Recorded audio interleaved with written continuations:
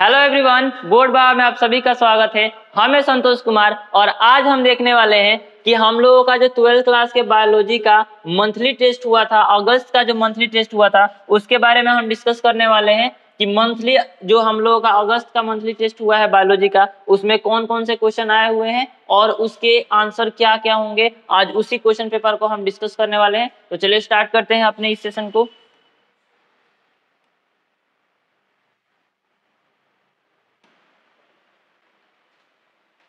तो चलिए स्टार्ट करते हैं अपने इस पेपर को, जो हमारा 12th क्लास का बायोलॉजी का पेपर है। जो हमारा फर्स्ट क्वेश्चन रहने वाला है वो ये है कि बिना निषेचन फल के विकास को कहते हैं, यानी कि जो बिना निषेचन के जो जिस फल का विकास होता है उस फल को हम एक अलग कैटेगरी में रखते हैं और उसे एक विशेष प्रकार का नाम देते हैं जिसे हम कहते हैं अनिषेक फल। ओके, तो यहाँ पे आपका ऑप्शन नंबर सी में है अनिषेक फल। ओके, देखते हैं अपना अगला क्वेश्चन। जो हमारा अगला क्वेश्चन है वो ये है कि जब एक भ्रूणकोश में भ्रूण की संख्या एक से अधिक होती है तब उस स्थिति को कहते हैं, यानी कि जो हमारा भ्रूणकोश होता है यदि उसमें जो भ्रूण की संख्या होगी एक से अधिक होगी तो एक्चुअली में हम उसे क्या कहेंगे, उसे हम लोग पॉली एम्ब्रियोनी कहेंगे। ठीक है, तो वो है आपका option number D, poly embryony. ठीक है, चलिए नेक्स्ट क्वेश्चन देखते हैं हम लोग। हमारा जो अगला क्वेश्चन रहने वाला ये है कि पराग नलिका का बीजांड द्वार से बीजांड काल में प्रवेश क्या कहलाता है, यानी कि जो पराग नलिका होता है उसका जो बीजांड द्वार होता है वो जो बीजांड काल में जब प्रवेश करता है तो उसे हम क्या कहते हैं, उसे हम लोग पोरोगेमी कहते हैं। ओके, तो हमारा porogamy option number A, porogamy. Okay, चलिए नेक्स्ट क्वेश्चन को देखते हैं। निषेचन के पश्चात बीजांड परिवर्तित होते हैं, यानी कि जो निषेचन के पश्चात जो हमारे जो बीजांड होते हैं वो किसमें परिवर्तित होते हैं, तो वो हमारे बीज में परिवर्तित होते हैं। ओके, तो इसीलिए इसका सही आंसर क्या होगा आपका ऑप्शन नंबर बी, बीज में। ओके, चलिए नेक्स्ट क्वेश्चन जो हमारा वो ये रहने वाला है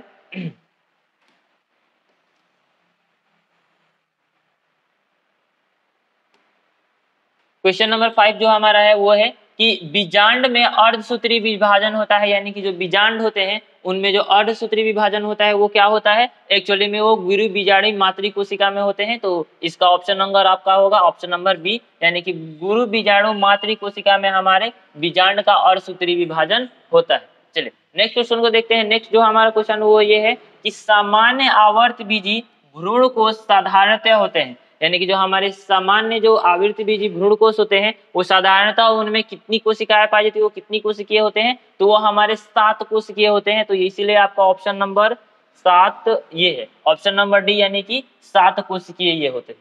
ठीक है, चलिए अगला जो हमारा क्वेश्चन रहने वाला ये है कि स्वपरागण से पर परागण बेहतर होता है, क्योंकि देखिए जो स्वपरागण होता है उसमें क्या होता है कि उसमें एक ही टाइप के जीव के, एक ही टाइप के पेड़ पौधों के उसमें गुण रहते हैं, क्योंकि वो खुद से ही वो लोग निषेचन किए रहते हैं, अपने ही पराग कणों के द्वारा वर्तिकाग्र निषेचित हो जाती है, इसीलिए उसमें ज्यादा गुण नहीं होता है।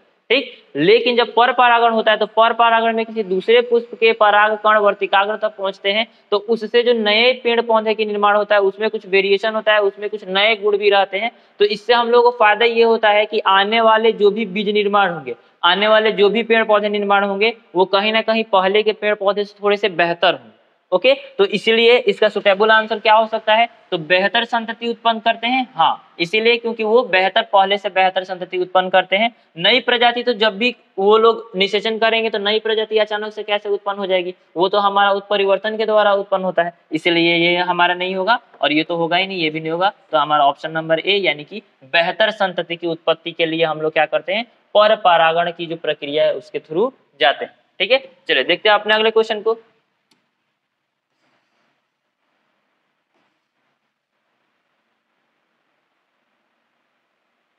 देखिए, तो जो हमारा अगला क्वेश्चन रहने वाला है ये है कि नर युग्मक बनते हैं, यानी कि नर युग्मक हमारे कहाँ बनते हैं, तो नर युग्मक एक्चुअली में जनन कोशिका में बनते हैं।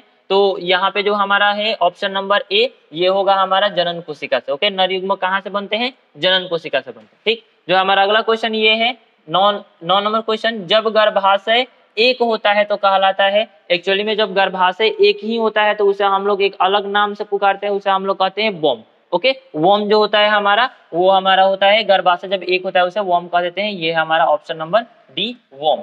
ओके, चलिए अगला जो क्वेश्चन है हमारा वो ये है कि ग्राफियन फॉलिकल पाए जाते हैं, जो हमारे ग्राफियन फॉलिकल होते हैं वो कहाँ पे पाए जाते हैं, तो एक्चुअली में वो मादा के अंडाशय में पाए जाते हैं। तो यहाँ पे लिखा है ऑप्शन नंबर बी, मादा के अंडाशय में। ठीक है, चलिए अगला क्वेश्चन देखते हैं। अगला जो क्वेश्चन है हमारा, मानव में अंड है, जो मानव में अंड होता है वो हमारा क्या होता है, तो वो एक्चुअली में वो पीतक रहित होता है, उसमें पीतक नहीं होता है। ओके, तो इसलिए ये होगा आपका ऑप्शन नंबर सी, यहाँ पर है ऑप्शन नंबर सी, पीतक रहित। ओके, चलिए नेक्स्ट क्वेश्चन देखते हैं। नेक्स्ट क्वेश्चन रहने वाला है हमारा, माइटोकॉन्ड्रिया शुक्राणु के किस भाग में स्थित होता है, यानी कि माइटोकॉन्ड्रिया हमारे शुक्राणु के किस भाग में होता है। तो यहाँ पर देखिए आप लोगों ने यदि आपको याद होगा कि हमारा जो शुक्राणु होता है उसका शेप कुछ इस टाइप से होता है, यहाँ पे उसका सिर होता है, इसके ऊपर ऐसे एक्रोसोम रहता है, और यहाँ पे हमारा डीएनए के लाइक स्ट्रक्चर होता है, और ये पूंछ होता है। इसी के भाग में आप बीच में यहाँ पर देखेंगे कि यहाँ पर जो संरचना होती है वो हमारी माइटोकॉन्ड्रिया होती है। तो ये तो हमारा जो शुक्राणु है उससे सिर का भाग हो गया, ये पूंछ हो गया, और ये हमारा मध्य भाग हो गया। तो एक्चुअली में जो हमारा माइटोकॉन्ड्रिया रह रहा है वो शुक्राणु के किस भाग में रह रहा है, मध्य भाग में रह रहा है। इसलिए इसका सही आंसर क्या होगा, शीर्ष भाग होगा, नहीं होगा, शीर्ष भाग नहीं होगा, ग्रीवा नहीं होगा, पूंछ नहीं होगा, क्या होगा, मध्य खंड में, मध्य भाग में। ओके, चलिए आइए देखते हैं अपने अगले क्वेश्चन को।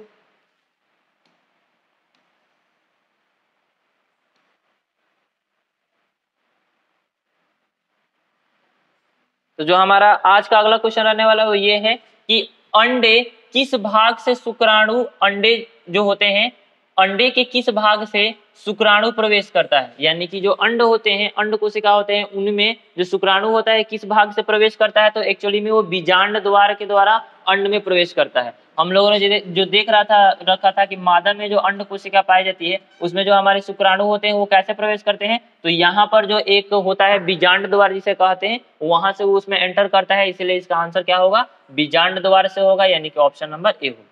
ओके, चलिए हमारा नेक्स्ट क्वेश्चन रहने वाला है ये है 14 नंबर क्वेश्चन, स्त्रियों में अंडोत्सर्ग नियंत्रित होता है, यानी कि स्त्रियों में जो अंडोत्सर्ग नियंत्रित होता है, स्त्रियों में जो अंडोत्सर्ग होता है उसे कौन नियंत्रित करता है, तो एक्चुअली में उसे शॉर्ट में FSH और LH कहा जाता है। तो FSH और LH के द्वारा ही हमारा जो स्त्रियों में अंडोत्सर्ग होता है उसे कंट्रोल किया जाता है। तो यहाँ पे आपका ऑप्शन नंबर सी में लिखा हुआ है FSH एंड LH। ओके, तो ये होगा आपका ऑप्शन नंबर सी, इसका सही आंसर। ओके, चलिए नेक्स्ट क्वेश्चन को देखते हैं। नेक्स्ट क्वेश्चन है हमारा, जो एक्रोसोम होता है वो एक प्रकार का क्या होता है, जो हमारा एक्रोसोम होता है वो एक प्रकार का लाइसोसोम होता है। तो इसलिए इसका आंसर होगा लाइसोसोम, यानी कि ऑप्शन नंबर आपका ए। चलिए नेक्स्ट क्वेश्चन देखते हैं। नेक्स्ट क्वेश्चन है हमारा, निम्न में कौन सी जन्म नियंत्रक युक्ति स्त्री द्वारा प्रयोग नहीं की जाती है, यानी कि कौन सी ऐसी युक्ति है जो कि स्त्री द्वारा यूज नहीं की जाती है, तो इसका हमारा सही आंसर क्या होगा, कंडोम होगा। ओके, नेक्स्ट क्वेश्चन देखते हैं। नेक्स्ट क्वेश्चन है हमारा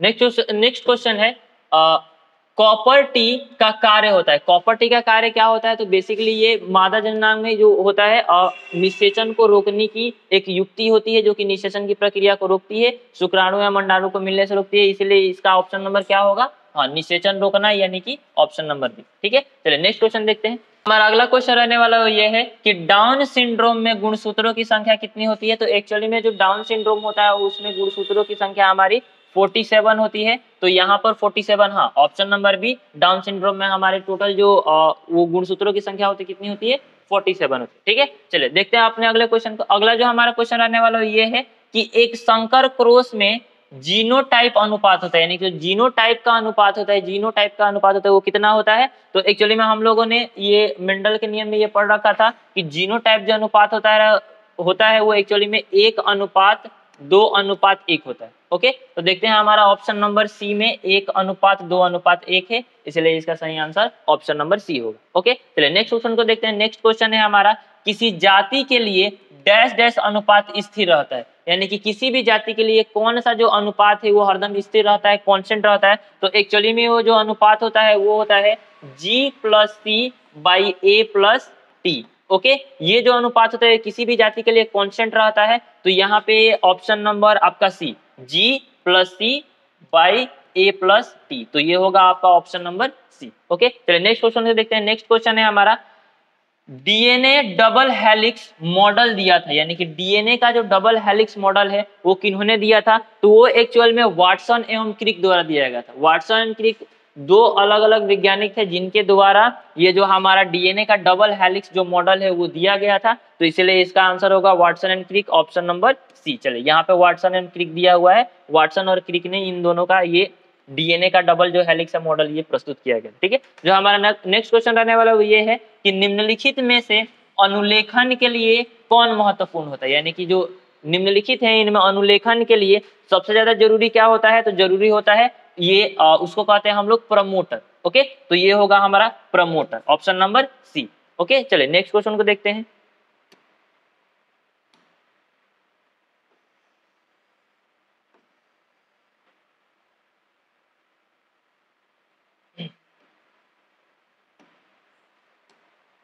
चलिए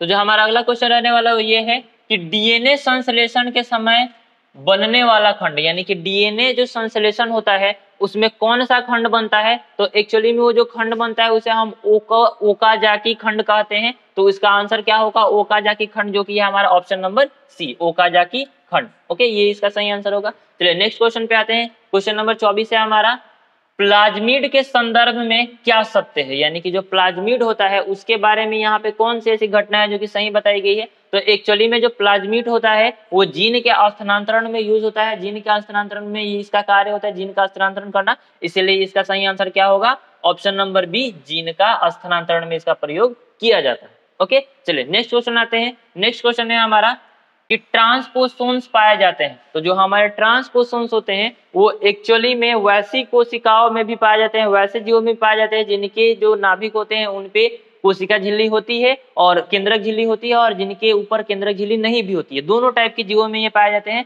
बेसिकली ये यूकैरियोटिक और प्रोकैरियोटिक दोनों में पाए जाते हैं।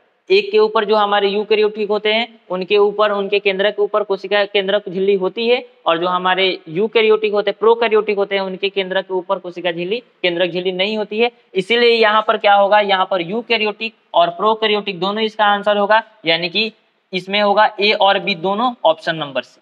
ओके, चलिए अगले क्वेश्चन को देखते हैं। हमारा जो अगला क्वेश्चन है, अनुवादन यानी कि जो स्थानांतरण है से क्या बनता है, अनुवादन से एक्चुअली में क्या बनता है, तो अनुवादन से हम लोग देखते हैं कि आरएनए से प्रोटीन का निर्माण होता है। अनुवादन में जो होता है आरएनए के द्वारा प्रोटीन का निर्माण किया जाता है, तो इसीलिए इसका आंसर क्या होगा, हाँ, आरएनए से प्रोटीन का निर्माण, यानी कि ऑप्शन नंबर ए। ओके, चलिए अगले क्वेश्चन को देखते हैं हम कि अगला क्वेश्चन है हमारा, समजात अंग होता है। तो देखिए जो समजात अंग होता है उनकी उत्पत्ति एक ही प्रकार से हुई रहती है, एक ही टाइप से इनकी उत्पत्ति हुई रहती है, यानी कि इनकी उत्पत्ति समान होती है। तो इसमें ऑप्शन के अनुसार आप कहाँ, यहाँ पर ऑप्शन नंबर भी, उद्भव समान, उद्भव में समान होते हैं, उत्पत्ति कहिए या फिर उद्भव कहिए, ये दोनों सिमिलर होते हैं उद्भव में। ओके, तो इसलिए इसका आंसर होगा ऑप्शन नंबर बी। चलिए अगले क्वेश्चन को देखते हैं हम।